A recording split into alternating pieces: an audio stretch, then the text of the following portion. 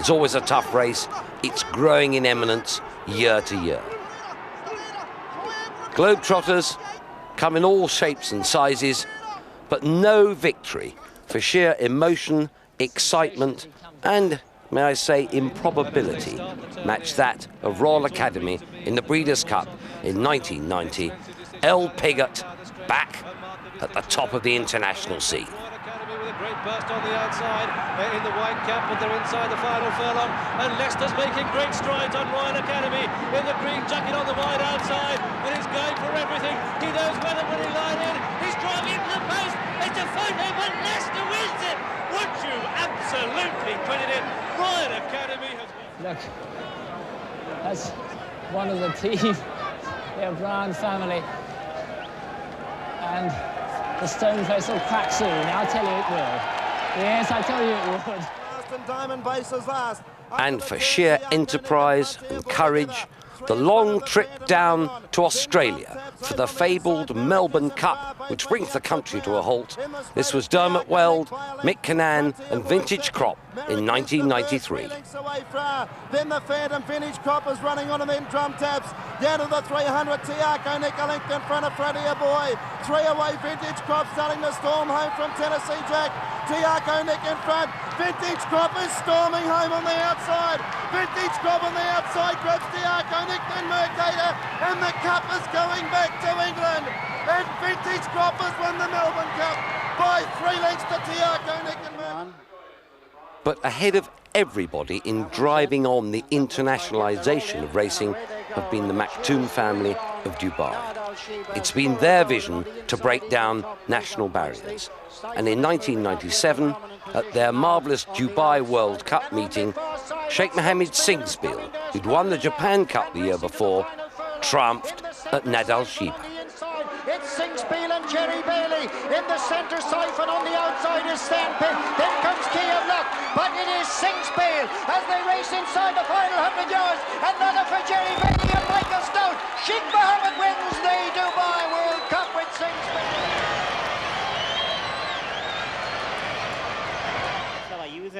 By the end of the 1990s, the floodgates of international travel were well and truly open. And Pilsudski, one of the real tough customers of the modern era, triumphed in the Japan Cup under a wonderful drive from Mick Kinnan.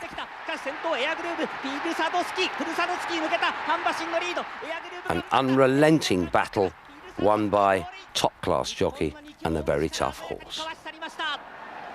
It didn't take long for the American wunderkind Steve Cawthon to mature on British soil into a top-class champion with an uncanny sense of pace and timing.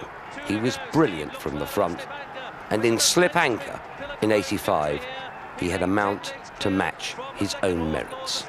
Third is Supreme Leader, theatrical, hanging under pressure, staying on his Lanfranco, but he's not going to get anywhere near his stable companion. That's Slip Anchor. This is Steve Cawthon. Steve's first Derby victory, driven out to the post, staying home, coming home well. One horse race, and that's Slip Anchor. Slip Anchor the winner from North Society. Cawthon enjoyed a wonderfully productive partnership with Henry Cecil and got another Derby riding from the front on Reference Point in '87. So Harry Lewis comes to the run. Bellotto tries to make ground on the left of the picture. Sadid starts to pick up ground. Also looking for room is Groom Dancer. I think just over 2 furlongs to go. And Reference Point has it from Ascot 9. Then comes Most Welcome and to Harry Lewis. Bellotto makes good ground on the outside. Entitled coming with a run. They've got a furlong and a half to go, and the favourite has it, but only just. As Most Welcome throws down a big challenge. Reference Point in the yellow. Most Welcome with a noseband. Bellotto starts to pick up ground in the white sleeves. But Reference Point holds on. Reference Point when he battles. Most Welcome second. Bellotto is third. He has to be straightened out close home. But the favourite wins. Reference Point a photo for second. Unassuming and modest, Steve Cawthon was genuinely popular with the public. But no man was more popular with the betting public than Lester Piggott. He came back from retirement to stage an impossible feat. Sheikh starts to pick up ground, running the rail, Lucky Lindy, but it's Pursuit of Love in the lead. But here on the outside comes Lester Piggott in the white cap on Rodrigo and Triano. And as they come inside the final furlong, it's Rodrigo and Triano. More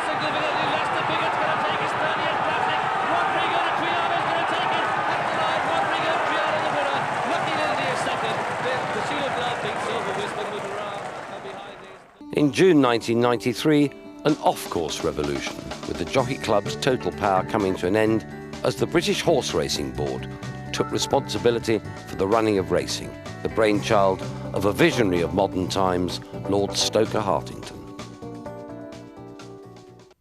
When Sheikh Mohammed's colours were successful for the first time at Goodwood in 1977, it marked the beginning of the biggest investment in the history of the turf. In the past 20 years, he and his brothers have spent billions on their racing and breeding empire, the cutting edge of which is the Godolphin team with their famous all-blue colours, who reached their zenith on the course with the mighty Dubai Millennium. One of the Godolphin pathfinders was that crack filly Balanchine, who showed the benefits of wintering in Dubai like all the other Godolphin horses when beating the colts in the '94 Irish Derby. King's Theatre, that clear of Colonel Collins, Alrifa in 4. At the furlong marker, Balanchine is 2.5 clear. King's Theatre in second and third place. There's Colonel Collins as they race up towards the line. The filly's going to do it. Balanchine strides away to win the Budweiser Irish Derby under Frankie Dettori. Balanchine wins it well, 4.5 lengths. King's Theatre second is Algerian 8 Kamasin. There's Sheikh Mohammed, and he will be delighted with this, even though King's Theatre runs in his... Soon the sight of Saeed bin Suroor walking in beside a big race winner for Godolphin became a familiar one. And the team hit the heights with a real tough colt in Lamtara.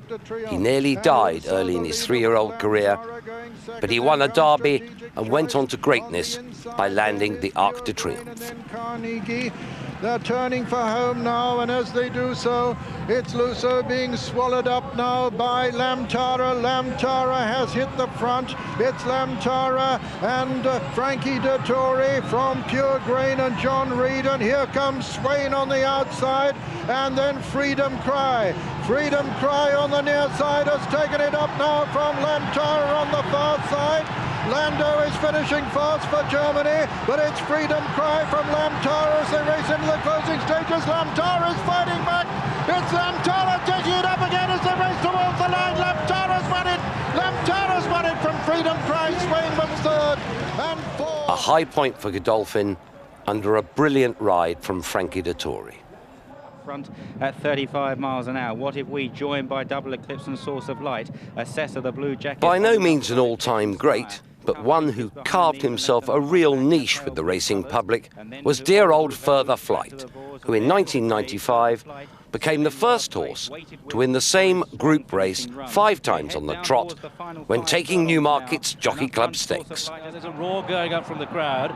It's a Source of Light the leader. They've got 3 furlongs to go. Double Eclipse is after him. Then 2 lengths back to third place, which is Further Flight, who's starting his run now. They come past the bushes. There goes Further Flight, going for this historic 5th win. They've got just over 2 furlongs to go. Double Eclipse back to the boards. Here comes Further Flight. Michael Hill's on the outside, has got the winning post in his sight. Don't rule out Cufflink, Yellow Cap on the inside, but Further Flight, look at him go. What a tremendous racehorse this is. A furlong to go in the Jockey Club Cup. A race that he's made his own. He's clear by 3. Double Eclipse rowing away. Cufflink is out of it. Assessor stays off the bases, but Further Flight comes home, takes his 5th Jockey Club Cup, his 21st win. Further Flight is the winner. A victory.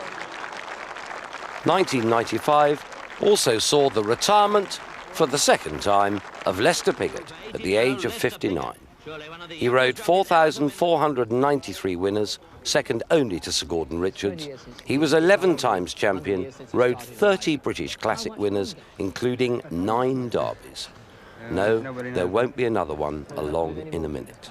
Thank you very much. For the most extraordinary feat of jockeyship, look no further than September the 28th, 1996, when Frankie Dettori rode all 7 winners on a top-class card at Ascot. It was an afternoon of spiralling panic in the bookies' head offices, and with good reason. I could just picture my dad with his, he's got his little glass and he's got the remote control and he pressed the numbers of teletext, and I could picture his face looking, all 7 horses come out 1. Yeah. And it was funny because he turned around to my stepmother and I said, I think Teletext not working. And she said, why is that? Yeah. She said, well, it's 107 races. Something must have gone wrong. Again now as they enter the final 150 yards, Wall Street from Salmon Ladder as they race up towards the line. It's just Wall Street from Salmon Ladder as they run to the line. Wall Street and Frankie Dettori going to win the opener. Wall Street was just another Saturday afternoon racing result, and even Diffident's victory in the second race caused no ripples on the pond. And then I saw Count Prince coming, but was too late. It was a very, I think probably the most luckiest winner of the year for me.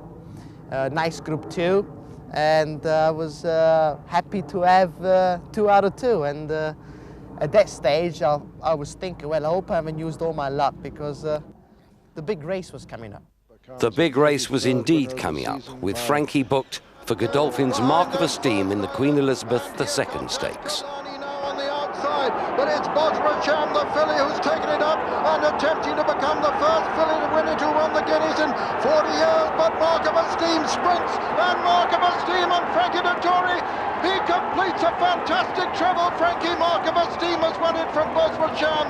First Island was third, and 4 came John. With 3 on the board, the first faint ringing of bookies' alarm bells could be heard.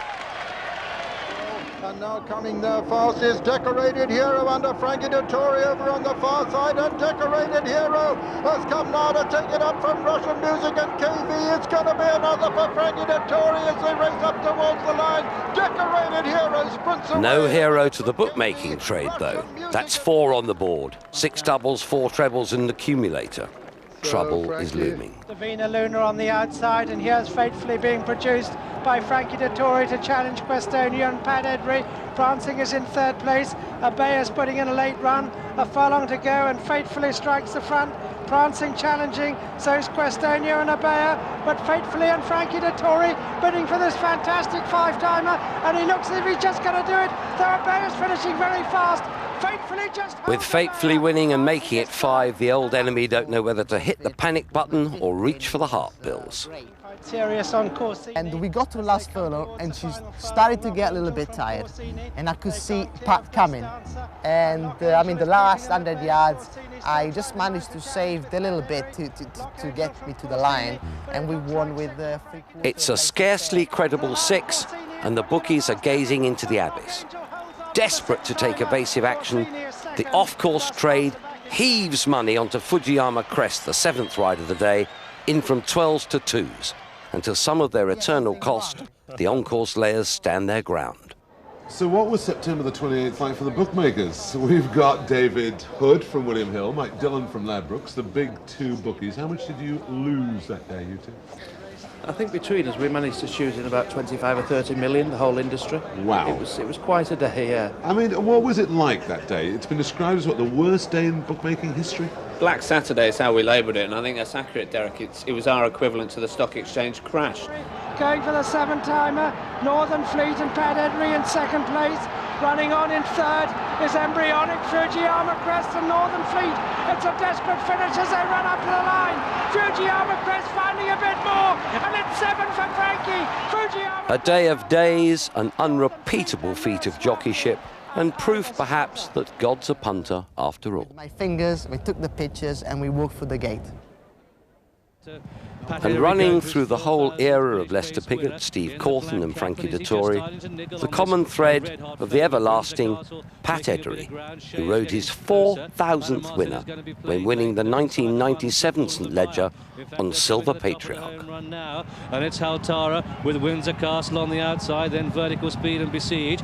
Pat Edry on Silver Patriarch, ridden along but pulling wide to get a run. And look at Shea with Panama City, the fly going to be played late. Book at Bedtime isn't out of it either, plenty in with chances. The roar goes up from the crowd. Haltara the rail, Windsor Castle, the light blue cap is Vertical Speed, the grey horse is Silver Patriarch sticking his head out. Shea, here comes the fly, very wide on the course as they come down to the 2-furlong marker in the Potemkin Ledger, and it's the favourite Silver Patriarch and the French raider Vertical Speed who now duel. The fly is out wide, running in his 3rd consecutive classic. Windsor Castle behind these, down towards the final furlong, and it's Silver Patriarch stretching going well, but Vertical Speed is pestering him. Here comes the Fly on the outside, but with 150 yards to go. It's Silver Patriarch, Pat Henry coming home on his 4,000th winner in Britain at the line. Silver Patriarch, the favourite, wins the Potemkin Ledger. Vertical Speed is second, then the Fly is third, tied for 4 Book of Bedtime, and Windsor Castle won for the judge, clear of Panama City and Shea, and then Poseidon. Then we have, But perhaps the most memorable of Pat's victories was that redemptive win in the 1986 Arc on the mighty Dancing Brave. The turn of the century between 20th and 21st was blessed with 4 quite exceptional racehorses. Among the very best of them, the mighty Dubai Millennium, who pulverized an incredibly strong field in the Dubai World Cup. Frankie and Dubai Millennium gave the Maktoum brothers a memorable triumph on home soil. Dubai Millennium's early retirement through injury and subsequent death was a shattering blow, not just to those connected to him, but to the sport as a whole. From Sindar in second, best of the best fading. The best of the Derby winners? Well, it may well have been Sindar, who beat Saki, went on to win the Irish Derby by a country mile, and then completed that rare treble by winning the Prix de l'Arc de Triomphe. Another fine flowering of the Aga Khan's bloodlines laid down so many years before. And Kingsclear, who was a nutcase today, finished last of all. And the other great Derby winner, Galileo. He came on from his Epsom triumph to the Curragh, and he left them toiling hopelessly in his magnificent wake. But Galileo opens up to the furlong pole. It's Galileo 4-5 lengths clear. In second is Morsti. In third place is Pugin as they race up to the line. Mick Canaan is going to win his first Irish Derby. Galileo completes the big Derby double. This is as good as it gets. Galileo wins it impressively. A spectacular triumph for Galileo and Mick Canaan, a man with the assassin's accuracy when it comes to the big race. But for sheer courage, look no further than Giant's Causeway. Quintuple Group 1 winner at 3, an absolutely irrepressible force in a finish. He just hated them to go past it. Fantastic light. He can't get out on Shiva at the moment. Kalanisi and Border Arrow staying on. They're inside the final 2, and now push comes to shove. Saki, he likes a battle on the rail. Giant's Causeway, the mare Shiva's coming at them, and Giant's Causeway gets past Saki, but can he hold off? Kalanisi on the outside, Shiva between the pair. It's Giant's Causeway. Kalanisi swooping down the outside for the Aga Khan, but Giant's Causeway fights back on the far side for George Duffield. They race head-to-head. Giant's Causeway and 53-year-old George Duffield. O'Brien's success with Giant's Causeway and Galileo had rocketed him to star status and the highest echelons of training. But surely even he couldn't produce another multiple Group 1 winner in 2002. His most consistent 2-year-old in 2001 was the Alex Ferguson-owned Rock of Gibraltar. But he didn't appear to be spectacular. So when he won the 2,000 guineas in 2002, he wasn't regarded as O'Brien's first string, and many felt that runner-up and stablemate Hawkwing was an unlucky loser. Hawkwing is kicking clear of that group. Rock of Gibraltar gets to the lead on the far side from Redback. Hawkwing kicking away on the near side. It's Rock of Gibraltar far side. Hawkwing, an explosive late run, but Rock of Gibraltar won it from Hawkwing, then Redback zipping back in fourth. All a horse can do is win, but nobody, except perhaps O'Brien himself, could have possibly predicted the brilliance Rock of Gibraltar would subsequently display.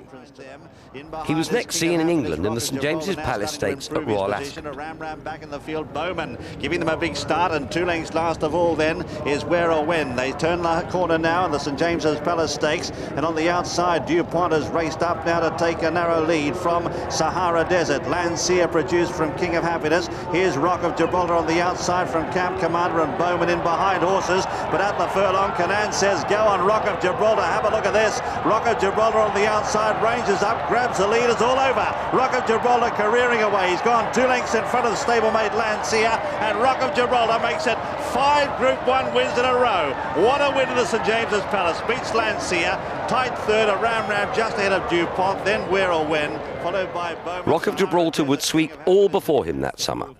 Here in the Sussex Stakes, he was 13 to 8 on to do the job. And sees only No Excuse needed in his slipstream. They race down inside the last quarter mile now. Real Buddy set sail for home past Sahara Desert. Then Novair pushed along. Rock of Gibraltar still travelling well under a very confident Mick Canaan here. He's cruising. No Excuse needed behind these runs on. Real Buddy Novair. He's yet to pop the question of Rock of Gibraltar. Here comes Rock of Gibraltar, and what a wonderful turn of foot. A perfect racehorse. Rock of Gibraltar, 6 Group 1s. The Rock wins the Sussex Stakes. In second, Novair. Real Buddy third. No Excuse needed 4, and last home Sahara Desert. Group 1 victories simply don't come any easier than that. The Great Rock went on to break Milreath's record of 6 Group 1s in a row, and should be going to stud with 8 Group 1s on the bounce, but luck and judgment were against him at Arlington in the Breeders' Cup. A brilliant racehorse who delighted all those who saw him in action, Rock of Gibraltar was indeed a true champion.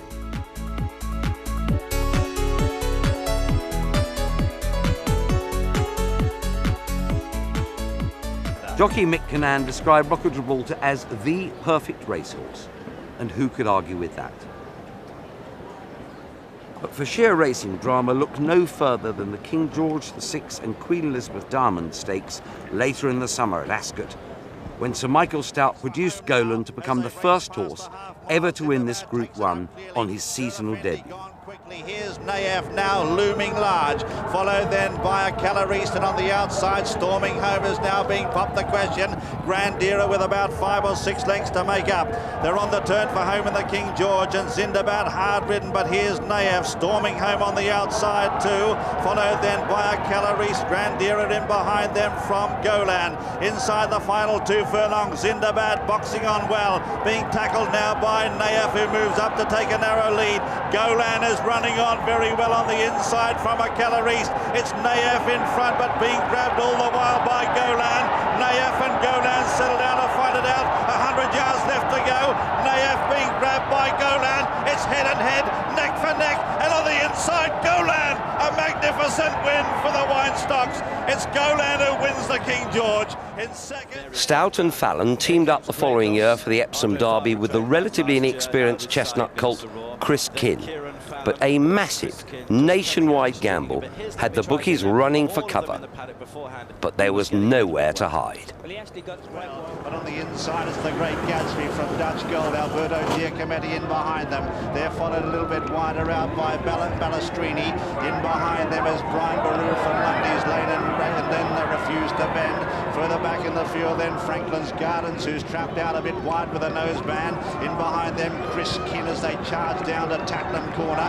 Further back in the field then is Shield, who's in the centre of runners as they come now towards Tatnam Corner. They've got 3.5 furlongs left to run in the Derby. And on the far side, the Great Gatsby and Dutch Gold fighting it out from Balestrini. Behind them, Alberto Giacometti is coming under pressure now as they straighten up for home. Then on the outside, a Lamb Shah's coming from a mile back. Then Chris Kinn the inside from Refuse to Bend. And they've kicked away now as they race up now with just under 2 furlongs left to travel. The Great Gatsby goes for home for Pat Henry, the oldest rider in the race. Balestrini out after him from Dutch Gold. Here's Chris Kinn. Norse Dancer down the outside with a Lamb Shah. The Great Gatsby falling in a hole with a half furlong to go. Chris Kinn coming at him strongly. A Lamb Shah right down the outside with Norse Dancer. Chris Kinn gets the lead, and Chris Kinn has won the Derby. Chris Kinn has won the Derby for Kieran Fallon. The far side, Great Gatsby second, a Lamb Shah is third. Fallon had overcome a career-threatening injury and the dreaded drink to win his second Derby. It reinforced his iconic status as the punter's champion. Flat racing began with matches head-to-head, and while much has changed, the very best horses battling it out to the line remains, at heart, what the sport is all about.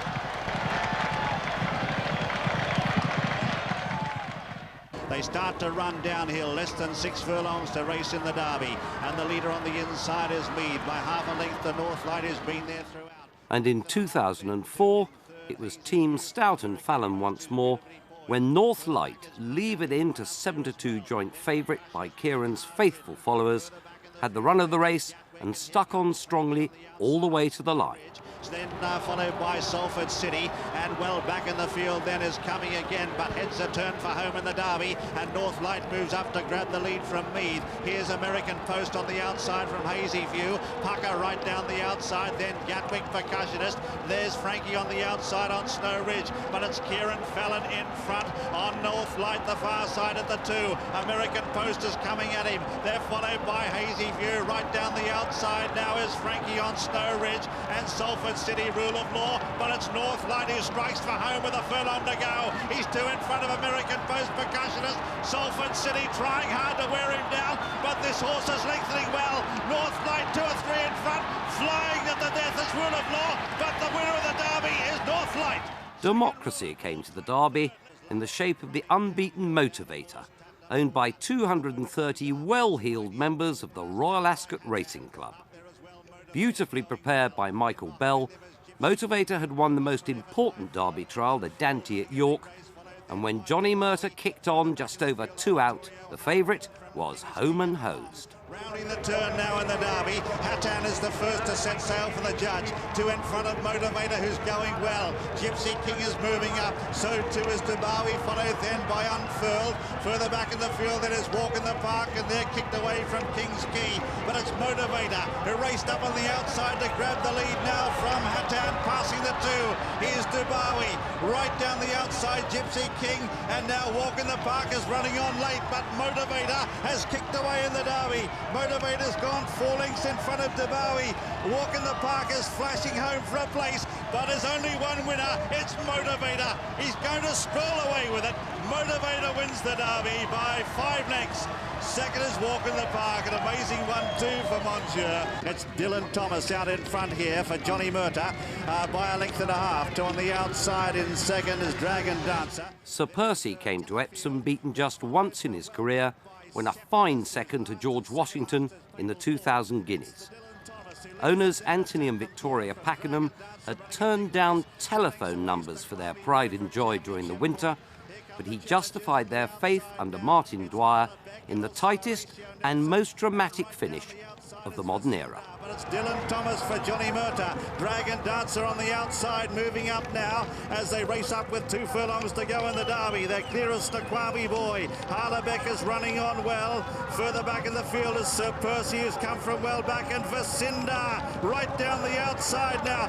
Dragon Dancer. Horatio Nelson has broken down. A furlong to go. Dylan Thomas still there from Dragon Dancer. Sir Percy looking for a way through on the inside now. Dylan Thomas being grabbed by Sir Percy. Dragon Dancer, Harlebeck. It's Sir Percy on the far side, has just got there.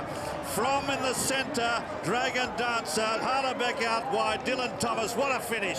4 furlongs left here. Ouija Board is poised on the inside for it. Ouija Board has earned a massive place in public affections, A, because she's so tough as well as classy, and B, because her owner Lord Derby has campaigned her so fearlessly and almost goes pop with excitement whenever she runs. One of her finest hours came when she rose to the huge occasion of the 2004 Breeders' Cup Fillies and Mares Turf. And with 2 furlongs to go, Moscow Burning driving, but Filmmaker poised to pounce in second, and here comes Ouija Board, who's cut loose on the outside. Ouija Board driving to the 8th hole, and Ouija Board has taken the lead. Filmmaker is now second. Moscow Burning back to third. Wonder again from way back, fourth and closing hard. But it's Ouija Board and Kieran Fallon to win the Filly and Mare Turf. She did it in a perfect journey. Top-class flat racing is usually the preserve of those with tens of millions in their pocket, but not always. Cue 1,000 Guineas Day 2006 and the Fenland farmer Pam Sly, trainer of Speciosa. Could the bargain basement filly beat the big battalions? the near side, still Speciosa going great guns, followed by La Chunga now, is just hanging right slightly in the pink cap. Confidential Lady Nanina. Wake Up Maggie is next from Silka Sixter. Alexander Alliance, then Flashy Winds, and Rumpelstiltskin is just about last at this stage as they run down now inside the final three, and they're fanning across the course. Nashish, Confidential Lady coming through. Speciosa now finds herself on the fence and is just about in front. Speciosa as they run down into the dip. It's Speciosa that leads the way under the stands rail from Confidential Lady, Nashish, then Wake Up Maggie, Silka's sister. The O'Brien horse is well out of it. Speciosa in front as they race inside the final furlong, and Michael Fenton chased by Nashish and Confidential Lady. Speciosa for a special result in the 1,000 guineas. Speciosa wins for Pam Sly. 2 or 3 lengths clear of Confidential Lady, Nashish, then Silka's sister. Well, what a result here. A 30,000 guineas filly. Speciosa, trained by Pam Sly, who's been much more associated with jumpers and a few slow old mares over the last 30 years of training. And suddenly she comes up with a Group 1 horse, not just a Group 1 horse, a classic winner here. The first Sunday of October marks the gathering of racing's clans in Paris for the Arc.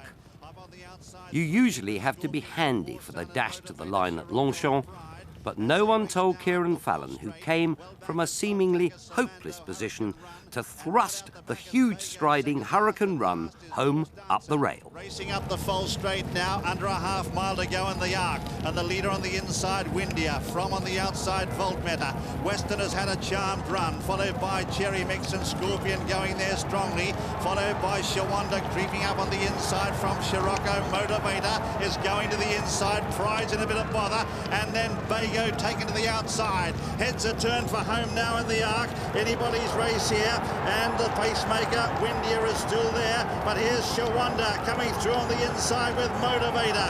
They're followed by Westerner. Hurricane Run's getting through on the inside. Scirocco is there as well. A furlong and a bit to go now. It's Westerner, Shawanda, Motivator, and Hurricane Run. 4 in line here. Anybody's race. Westerner's still running a big race. Hurricane Run, though, on the inside with 100 yards left to go. Hurricane Run for Kieran Fallon is going to win the Arc by 4 lengths in the end.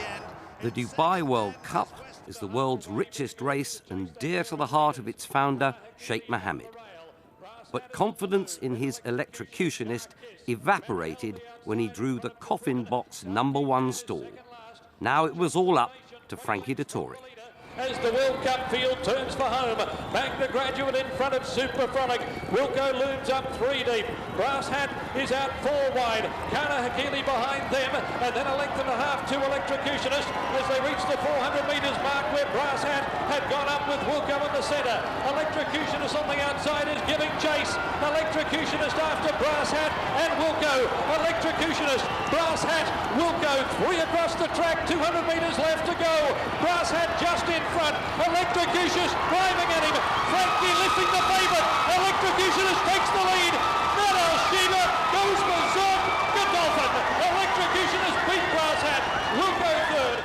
The first King George since Ascot's redevelopment, and a 3-way showdown between Hurricane Run, Godolphin's Electrocutionist, and the Japanese raider Heart's Cry. Hurricane Run looked the first to have cracked, but what subsequently unfolded provided the greatest finish in this race since Grundy beat Bustino in 1975. Hurricane Run is the 7th horse to have won both the Arc de Triomphe and King George, joining such all-time greats as Rebo, Millreef and Dancing Brave. Electrocutionist moving alongside Hurricane Run, who's now being niggled. Behind them is Marahel on the inside of Heartscroy, who's sitting there nicely as they race up to the home turn in the King George. Cherry Mix in front by 2 or 3 lengths. Frankie looking around on Electrocutionist, he's going well. Then Heartscry moving up. Hurricane Run coming under pressure, followed by Enforcer, and further back in the field that is Marahel as they swing into the home straight now inside the 2. Cherry Mix about to be tackled by Enforcer. Here's Heartscry for Japan. Hurricane Run under the whip behind them is going to run now, but it's Heartscry. Heartscry takes the lead with a furlong left to go now. Electrocutionist and Hurricane Run cutting him down. Heartscry's run has come to an end. He's grabbed now by Hurricane Run and Electrocutionist. Hurricane Run is too good. He's coming away. Hurricane second run wins the King George from Electrocutionist. Then in third follows Heart's Cry. A gap to it. Flat racing is a massive money business. But 2006, with the classic victories of Speciosa and Sir Percy, showed that the smaller owners don't have to rely on crumbs from the rich man's table. Sometimes they can have a place at that top table all their own. And that is very much part of racing's enduring appeal.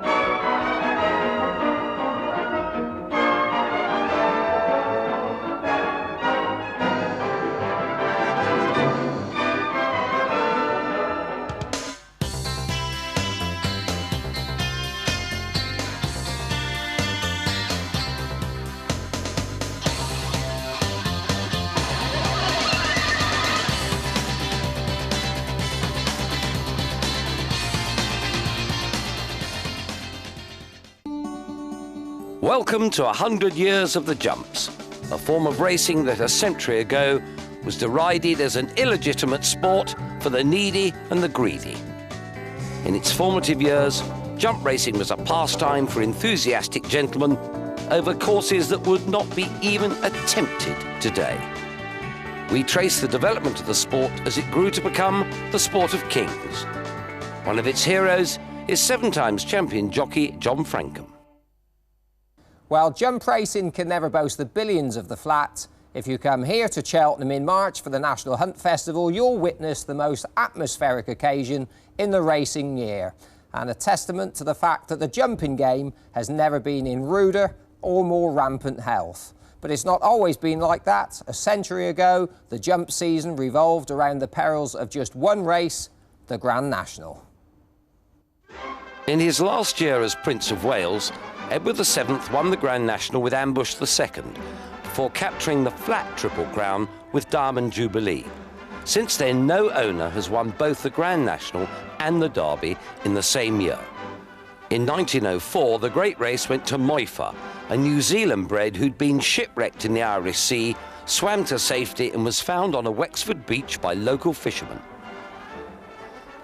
The earliest film of the Grand National on record is of the 1908 race. It was won by Rubio. He was bred in California and sent over to England as a yearling when he made only 15 guineas. Luther III struck for France in 1909, owned by James Hennessy of Brandy fame and ridden by the French-based jockey Georges Parfremont. 2 years later, Luther III was sent off favourite in a field of 26. However, the only runner to complete the course unscathed was the one-eyed Glenside. The miners' strike of 1912 reduced the customary enormous crowds. Those who did make it sent Jerry M off joint favourite. Ridden by Ernie Piggott, Leicester's grandfather, he avenged his narrow defeat of 2 years earlier, despite carrying top weight of 12 stone 7. In the interim, this great Irish-bred chaser had won the Grand Steeplechase de Paris. During the First World War, a substitute Grand National was staged at Gatwick, on the site of the present International Airport. Of the 3 national winners there, undoubtedly the best was Pothlin. He would also win the first post-war national, back at Daintree, when, carrying top weight, he started 11-4 favourite and thus proved himself to be one of the outstanding winners of all time. Previously successful on Glenside and Ali Sloper, Jack Anthony made it 3 when Troy Town made every yard of the running to win in 1920. Trained on the Curragh by Algie Anthony, successful on Ambush 20 years before, Troy Town was reputed to have carried half the Sinn Féin War Fund on his back. In 1923, Sergeant Murphy became the oldest horse ever to win the National at the age of 13. He was ridden by Captain Tuppy Bennett, who sadly died following a fall later in the year at Wolverhampton. As a consequence of that fall, crash helmets became compulsory under National Hunt rules. The irrepressible Sergeant Murphy tried again the following year at the age of 14 and finished a gallant 5th behind surprise winner Master Robert, who at one time was reduced to pulling a plough in the fields of his native county Donegal. Another tale that added to the romance of the greatest chase in the world.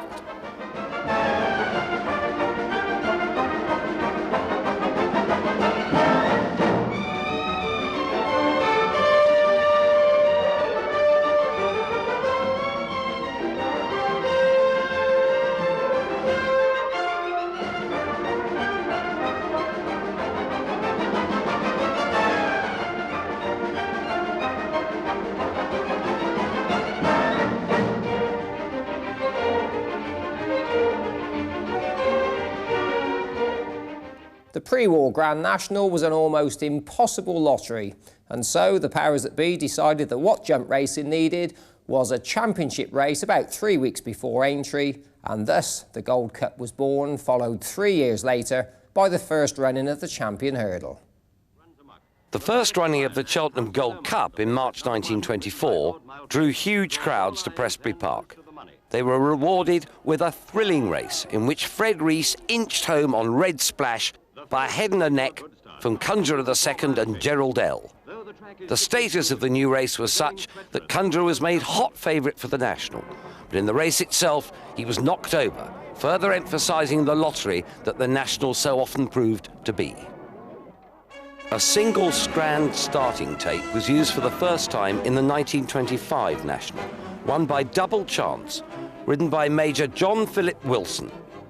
In the recent war, he'd been one of the first pilots to bomb German airfields, besides shooting down a Zeppelin over Hull. Double Chance was trained in Newmarket by Fred Archer, a nephew and namesake of the famous flat jockey. There was further resonance of the First World War in 1927, when Newmarket trainer Tom Leader saddled Sprigg to win with his son Ted in the saddle. Back in the dark days of the war to end all wars, Captain Richard Partridge had bred Sprigg while at home on leave from the trenches, in the hopes of one day riding the youngster at Aintree. Sadly, Partridge was killed weeks before Armistice Day. His grieving mother resolved to carry out her dead son's wishes. By their success, Mrs. Partridge, Sprigg and the leaders added another chapter to the endless romance surrounding the National. 1927 featured the first BBC Wireless broadcast of the National. A misty day and the largest field to date, 37, must have meant a commentating nightmare for broadcasters Merrick Good and George Allison.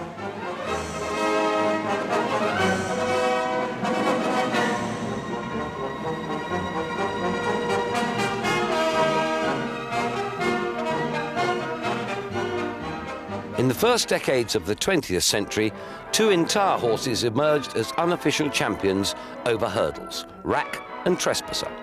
Trespasser was undefeated in 6 races over hurdles, including a hat-trick in the Imperial Cup.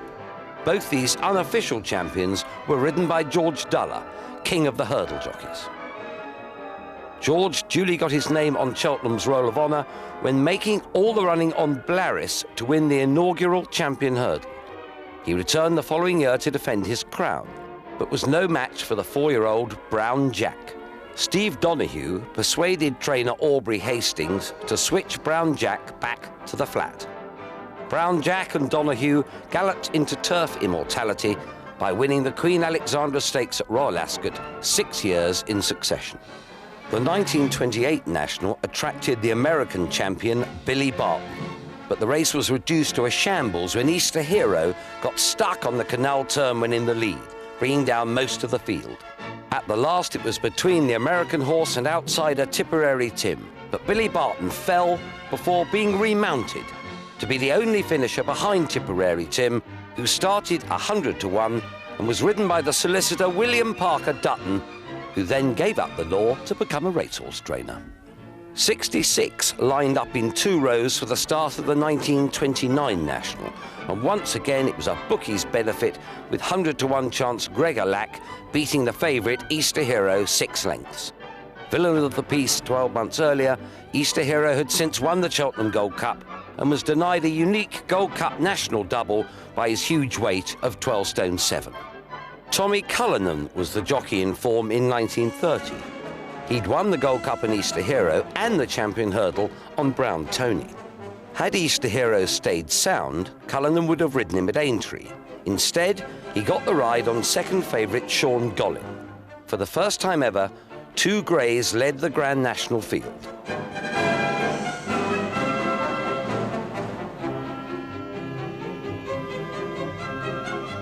Tommy Cullinan lost his irons 2 fences from home, and the Scottish mare Mellorays Bell led until the final strides when Cullinan forced Sean Gollin up to win by a neck, the only jockey to have won the Champion Hurdle, Gold Cup and National in one season. You can argue all night and next week as well if you want about which have been the best flat horses of all time, but there's no dispute at all about the 2 greatest steeplechasers. They were Arkle and Golden Miller.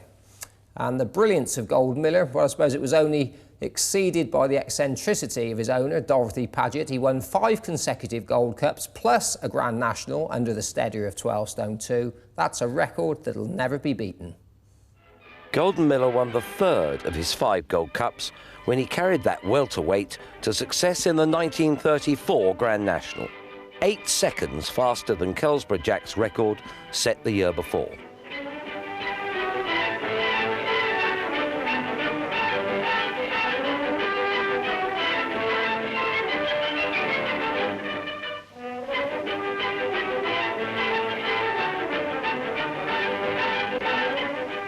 Nearing the end, and most of the fancied horses are still standing up. The falls have been few this year, and it is the punter's day of excitement, with Delanege, Golden Miller, Forborough and Thomond II disputing the verdict right up to the last.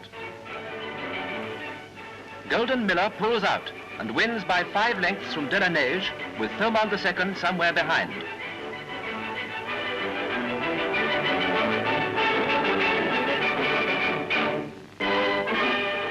Popular triumph. Golden Miller lives up to his reputation over the most exacting course in the world and achieves the ambition of his owner, Miss Dorothy Paget, in the record time of 9 minutes, 20 2/5 seconds. In 1935, Golden Miller had to fight tooth and nail to win his 4th Gold Cup in a memorable duel with Thomond II. In the Gold Cup race, 3 miles, 3 furlongs of stiff jumping. Southern Hero takes the lead almost at once. He is followed by Thomond II and Golden Miller running almost level. And Thomond II and Golden Miller are fighting out a tremendous race. Over the last fence, the Miller nearest the camera has a slight lead, and though Speck presses Thomond II, Golden Miller proves the stronger horse. He goes on to win with apparent ease by 3/4 of a length. His 4th Gold Cup, a record in itself, and won in the record time of 6.5 minutes. Will this wonder horse win the Grand National this year? It's a great triumph for his owner, his trainer, Mr. Briscoe, and for that great steeplechaser, Golden Miller. It was considered the finest finish ever for the Gold Cup, but the race left its mark. The Miller was sent off the shortest price favourite ever for the Grand National, but he tried to refuse 2 fences after Valentine's and unseated Jerry Wilson. The groans from the huge crowd could be heard as far away as the Odelphi Hotel in the centre of Liverpool. Thomond comes again at last, fences up with Reynoldstown, Blue Prince having fallen back. Once on the flat, Reynoldstown outstays Thomond. The race seems to be over when Blue Prince comes again to challenge. Reynoldstown holds him off and wins by 3 lengths, one of the least distressed winners of the Grand National I ever saw. Reynoldstown won again the following year, ridden this time by Fulk Warwin, and Golden Miller refused at the same fence. But every Grand National winner needs a bit of luck, and Reynoldstown's came at the last fence when the leader, Davy Jones, ran out. That outsider, which had given top amateur Anthony Mildmay a dream ride up to that point, was trained at Fairlawn in Kent.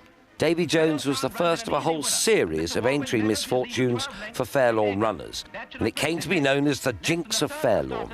Cromwell and then Devon Lock would also come from that yard.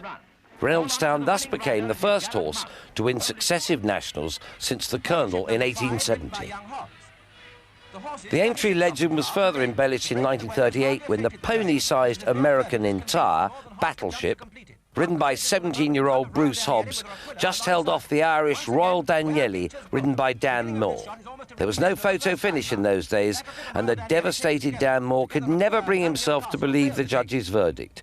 He was to win the great race as a trainer 37 years later with Escargot. Watching the duel now, it's easy to imagine the tremendous excitement for all those who could see Royal Danieli and Battleship, followed by Denichance, fighting it out on their way towards the canal turn. Two Irish horses lead, Royal Danieli and Workman, whose jockey has lost his cap. Battleship, the smallest horse, ridden by the youngest jockey, is a close third. Workman is tiring, and it begins to look like Royal Danieli's race. But in the run-in, Battleship closes on Royal Danieli stride by stride. Critics said before the race that he was too small, but here he is on the left, neck and neck with his rival, and few but the judges can separate the two as they near the post in a terrific finish. This Battleship that wins the most thrilling national in years.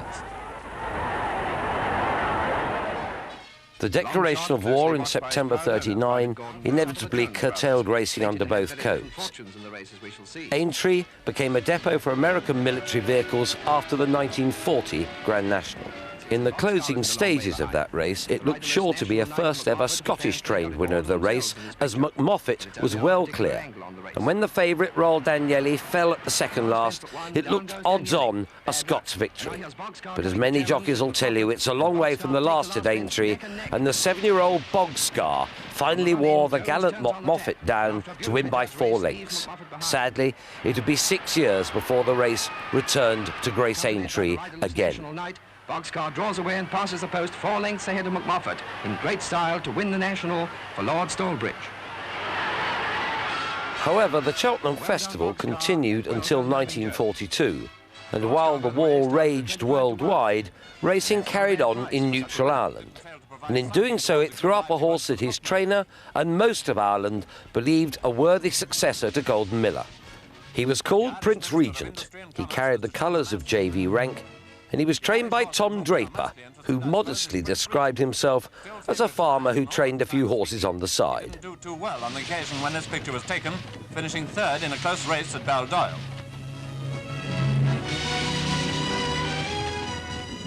By that great jumping sire, My Prince, Prince Regent was a magnificent specimen of a horse, standing almost 17 hands and built in proportion. He was 7 when he carried top weight to victory in the 1942 Irish Grand National. At Leopardstown in 1945, he gave Roman Hackle £42 and ran that former Gold Cup winner to a head. His reputation was so high that when he did eventually get his opportunity in the 1946 Cheltenham Gold Cup at age 11, he started odds-on. Ridden as usual by Tim Hyde, Prince Regent duly slaughtered the opposition. On the strength of that performance, he was set to carry 12 stone 5 in the Grand National. There were 34 runners, of whom only 6 were destined to finish the course. But that's the way it goes at Aintree. 1 year, only 2 finished.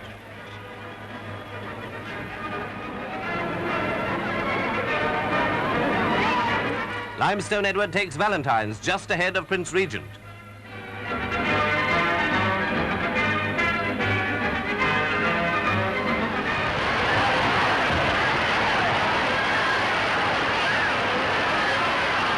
Prince Regent in the lead, with 2 riderless horses in hot pursuit and Lovely Cottage not far away.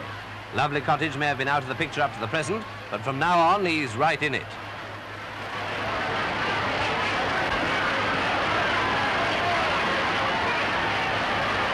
The order at the last jump is Prince Regent, Lovely Cottage and Jack Finlay, followed by the only 3 other runners still being ridden. And now you can see exactly what happened. The favourites obviously had it. Lovely Cottage makes his great run and leaves Prince Regent standing. And before they reach the post, Jack Finlay has also passed him pretty easily.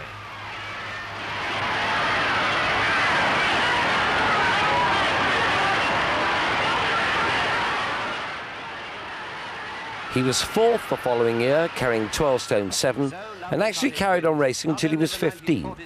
Prince Regent was remembered in Ireland as a very great horse, and in England, a very good one. While Prince Regent was capturing the headlines, down in County Cork, an ambitious but barely known young trainer was preparing to wage war on the English bookies. Not that anyone paid much attention when Vincent O'Brien saddled the Novice Cottage rake for the 1948 Gold Cup. Easy to back at 10-1, ridden with Aubrey Brabazon's usual finesse, Cottage Rake produced an incredible turn of foot to snatch victory from Happy Home and Martin Maloney. Having administered one drubbing to the bookies, O'Brien was back at Presby Park in 49 when challenging for the champion hurdle with the scraggy little Hatton's Grace. What chance could this nondescript 9-year-old have against the English hurdling star National Spirit, already winner of the last 2 champions and odds-on for a third? Brian Marshall was blamed for riding National Spirit too far off the pace and disappointing him. But Marshall's critics couldn't get away from the fact that when Brabazon sent Hatton's Grace to the front 3 out, there was only ever going to be one winner. O'Brien and Aubrey Brabazon returned in 1950 for more plunder. Hatton's Grace won his second champion, and then Cottage Rake repeated his last gasp victory when nabbing Cool Customer in the shadow of the Gold Cup winning post. In 1951, Tim Maloney was in the saddle on the champion hurdler. National Spirit tried to make all, but couldn't handle the pressure exerted by the champion as they jumped the last flight, and he fell. So Hatton's Grace became the first horse to win the champion 3 times. Having conquered Cheltenham, Vincent O'Brien trained his sights on Aintree and the richest prize in the calendar, the Grand National. Royal Tan was his first challenger, ridden by his brother Fonzie, and he might well have won the 51 race, but for missing at the last. As Nationals went, this one had it all. At least a dozen came to grief.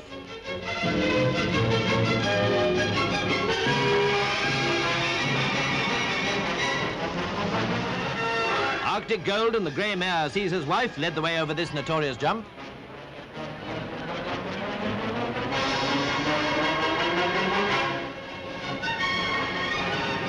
Arctic Gold was still going well, and many must have been thinking Mr. Whitney had a winner this time.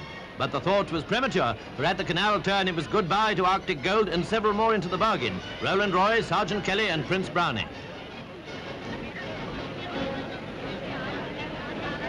At the 14th, it's still Russian Hero on the right, but anything can happen with a herd of wild horses in front of the field. Again, Caesar's Wife was not above suspicion. Over the chair, and down came Russian Hero and Dogwatch.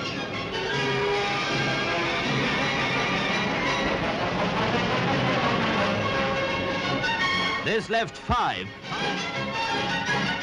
Nickel Coin gets over, followed later by Royal Tan, but Gay Heather and Derrinstown were involved in a very unpleasant mix-up.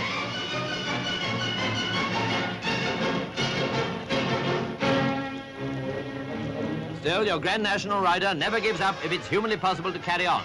First catch your horse, then remount it, and that's exactly what Power and Curran did.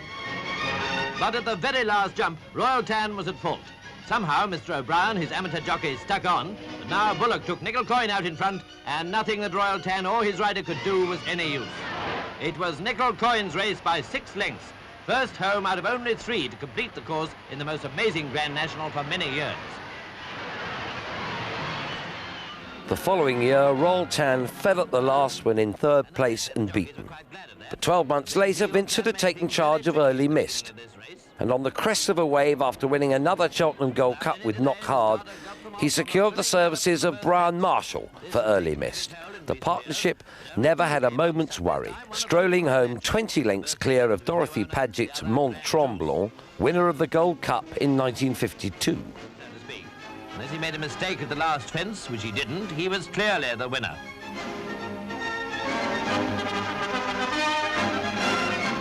Increasing his lead, Early Mist was followed by Mont Tremblant, Irish Lizard, Overshadow, the Grey, and Senlac Hill, the only others to finish the course. Royal Tan, sidelined in 1953, lined up for his 3rd attempt in 54 with Brian Marshall on board. His good but luckless record and Vincent O'Brien's soaring reputation sent him off a heavily supported 8-1 second favourite. Bad mistake.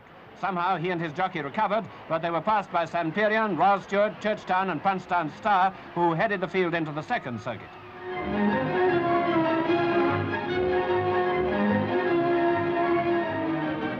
Nowadays, Grand National runners seem to deal most ably with the more difficult jumps. The canal turn itself is a case in point.